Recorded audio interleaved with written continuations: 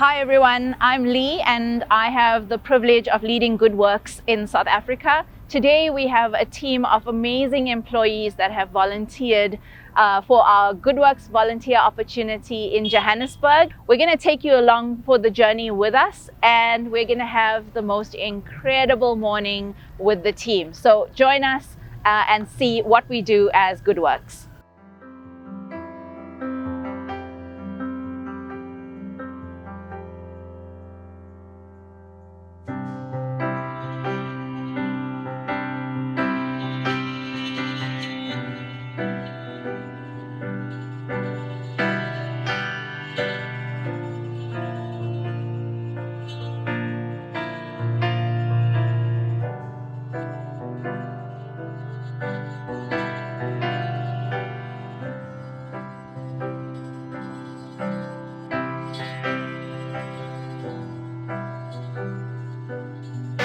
We're at the Lighthouse baby shelter and we're hard at work getting ready for an awesome day with the kids. Come with me. Okay. Then we're gonna race over to the kitchen. So we're gonna do a beautiful lunch bag for the kids and we're gonna take it outside and have a picnic in the garden.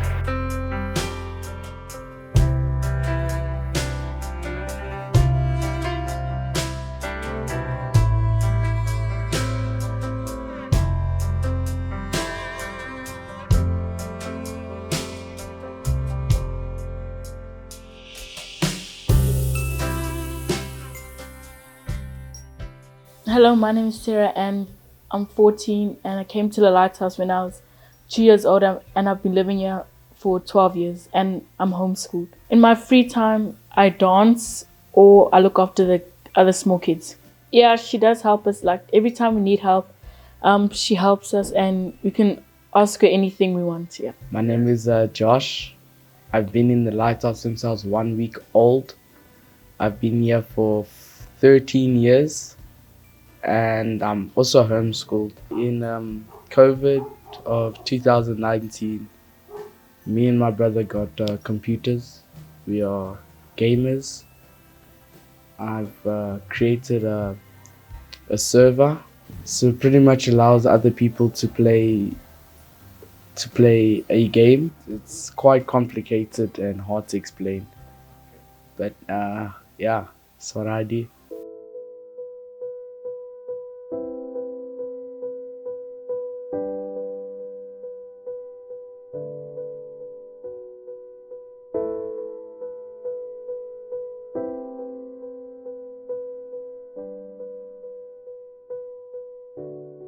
My name is Eleanor Dustin and I'm the founder of the Lighthouse Baby Shelter. The shelter was founded in 2008 on June the 8th and it's a calling that I got from God and just ran with it. We take care of abandoned and abused children, more so abandoned babies that are just left on the side of the road or in the veld somewhere or in black bags along the highway. We take care of them and we try and find them homes, adoptive homes, what we call forever homes, where they can grow up and have the love and the nurturing that they deserve. In South Africa, we have about 300 children and babies that are abandoned on a daily basis. And it's quite a problem because there aren't enough homes to accommodate all these children. And government doesn't help with the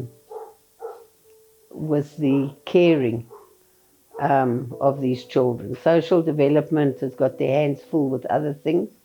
But in terms of the homes to take care of these abandoned babies and toddlers, mostly toddlers, government doesn't help us at all. We always come up against a few obstacles. And the very system that's supposed to protect these children does not work for them. However, we do our best And we've had more than 200 children through the centre, and 95% of those children have been adopted. They've either been adopted as newborn babies, come in, and after 6 months they go to their forever homes, or they have grown up here and they become toddlers, 2-3 years old, and they get adopted. It's a process to adopt in South Africa, so it takes a while, but they get adopted. And the children we currently have all came here as babies, but have grown up here because they are in a way stuck in the system. There's family in the background that doesn't want them, doesn't visit them, but wouldn't sign them off as babies. So they will grow up here and they will leave the house when they're ready, after they've done their tertiary education, and then start their lives as adults. And the shelter has been in existence for 14 years and counting. It'll go on beyond me. My family will continue. So it's just an ongoing thing. The property will stay as it is, and the children will carry on coming in and growing up and leaving and getting adopted. And I just believe that we need to take care of our children, of the South African children. There's a lot of abuse going on. There's a lot of abandonment, and they don't tend to follow through with the mothers. When they do find the mothers that have abandoned their children, they don't do anything. It's a criminal offence, but nobody gets charged and nobody is held accountable. So we have 7 staff members that work various shifts. So we have a day shift, a night shift, and a weekend shift. And in total there's 7 staff members, carers. And then since COVID, we've been homeschooling the children, so we have a teacher now. And then my daughter, Juanita, she helps them with a choir. She initiated a choir. We have the young children, they write their own songs. And we have a choir master who's a musician that writes the music to the songs. And we're hoping that we can, put out an album. But that's on the other side of the coin. I'm not involved with that. But the children that are here now are, they're confident and they seem to have direction. And we try and give them that stability. So the home is not an institutionalized home. It's like any other home. I don't ever want it to become an institution. So it's a home with a mother and carers, and they are like siblings. Well, they are siblings just from different biological parents, but they all seem to get on, normal teenagers and young children argue and so on. So it's a normal home environment, and I try and give them that stability in home so that when they grow up, they're not feeling like they've grown up in an orphanage and have that stigma. I want them to feel proud of where they come from, because you cannot expect an adult or child to grow up in squalor or in a certain environment and expect them to become stable adults. It just doesn't work. They have to come from a loving, stable environment where they're given the freedom to grow and develop as individuals. They're all individuals. And they all have their own little personalities and strengths and weaknesses. And that's where when I started this, I said I never wanted it to be institutionalized. It has to be a home with nice environment, good things, positive attitude, and most of all, discipline. They have to be disciplined children. You know, you have to know that you've got to get up at a certain time and this is what's expected of you, so that they can grow up and become responsible adults in their later life. We don't get any financial help from government.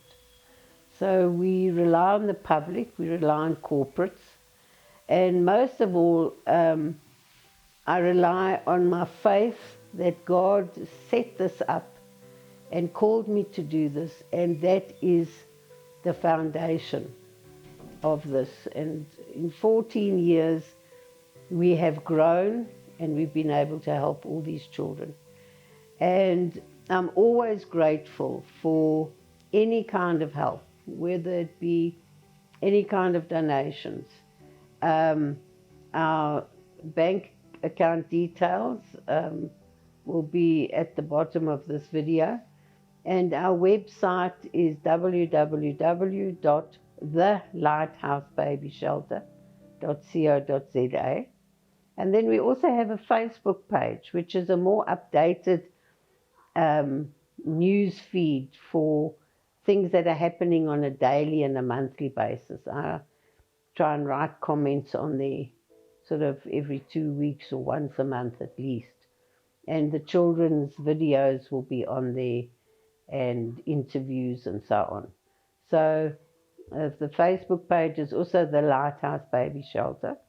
Anybody is welcome to contact me. My cell phone number is 072 385 1884, and people are welcome to phone me, make an appointment, come through and visit the children. We're very open to that because they need to interact with the outside world as well. Thank you very much for this opportunity, and God bless everybody.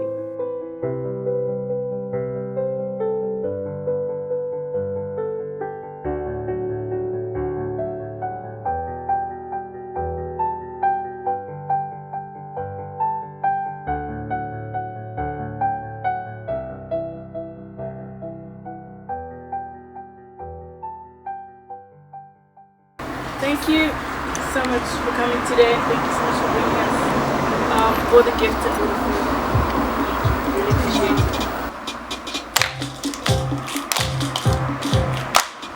You alone are my rock and salvation. You alone are my rock and salvation. I won't